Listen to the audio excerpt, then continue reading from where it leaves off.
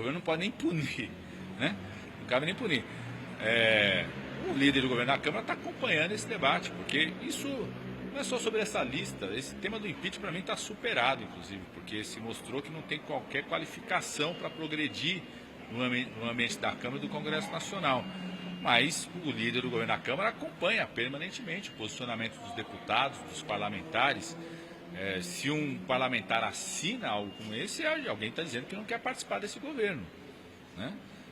O que não significa que possa mudar a posição dele. Às vezes muda ao longo. Nós começamos o governo com vários partidos não querendo participar do governo, né? E ao longo dos meses, esses partidos parlamentares quiseram participar do governo, quiseram indicar ministros, né? Então isso vai mudando. Agora não vai ter qualquer tipo de discriminação em relação à execução orçamentária, porque o governo cumpre exatamente aquilo que está na Constituição de Emendas Impositivas. Aliás, né, no ano passado, nós empenhamos e pagamos todas as emendas individuais de transferência especial de parlamentares da base e da oposição e pagamos um calote deixado pelo governo anterior, que tinha deixado 50% das emendas de transferência especial sem pagamento, o que não tem justificativa nenhuma, porque são emendas que a análise técnica é muito rápida. O governo anterior deu um calote nos deputados e deputadas na transferência de emenda especial, que nós pagamos o calote dele no ano passado e garantimos 100% da execução dessas emendas no ano passado, independente do partido. Deixa eu falar uma coisa, em relação às emendas, nunca existiu, nunca existirá por parte do governo qualquer postura discriminatória em relação a qualquer tipo de votação, participação.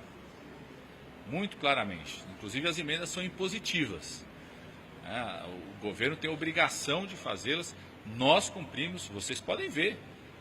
As emendas individuais, que você pode identificar quem foi o parlamentar, nós empenhamos, né, e pagamos seguindo aquilo que está na Constituição, na lei, sem qualquer tipo de discriminação, cumprindo inclusive um calendário prévio. Aliás, quero reforçar aquilo que nós falamos na reunião com esses líderes hoje. O governo já publicou o seu calendário de execução orçamentária e financeira no final da semana passada. Ele é um calendário diferente daquele cronograma que estava na LDO, por isso a gente não se comprometeu com aquele cronograma que estava na LDO, nós não nos comprometemos, né, em fazer qualquer tipo de derrubada de veto daquele cronograma. Pelo contrário, nós vetamos porque a LRF estabelece que quem define o cronograma de orçamento e financeiro é o Executivo. Publicamos o nosso cronograma no final da semana passada, está público esse cronograma, para que as pessoas possam acompanhar, e nós nos comprometemos com os líderes da CMO, reafirmamos esse compromisso hoje, que o valor que estava naquele calendário, aquela proposta da LDO, que dá mais ou menos 14 bilhões de reais, que nós vamos sim garantir o empenho deste valor até o dia 30 de junho, dentro do calendário eleitoral. Então, não vai ter qualquer tipo de postura discriminatória em relação a isso. Não, qualquer tipo de postura discriminatória em relação à execução de emendas. A outra coisa tem a ver com cargos, indicações, né? A ocupação dos cargos não tem a ver só com indicações políticas. A ocupação dos cargos tem a ver com a qualidade técnica, com o desempenho.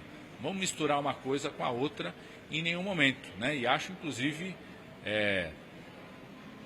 não deve existir parlamentar que assinou um pedido de impeachment, não deve ter indicado o cargo para o governo federal, tá certo? Não deve querer participar desse governo federal. Não tem essa lista, né? Essa lista não é uma lista pública.